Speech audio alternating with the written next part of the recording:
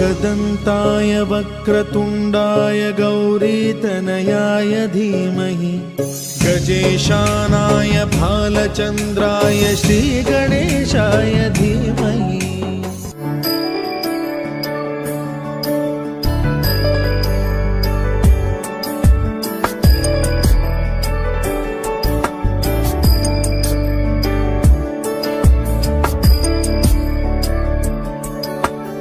ईश गिरीश नरेश परेश महेश विलेशय भूषण भो साम्ब सदाशिव शम्भो शङ्कर शरणं मे तव चरणयुगम्।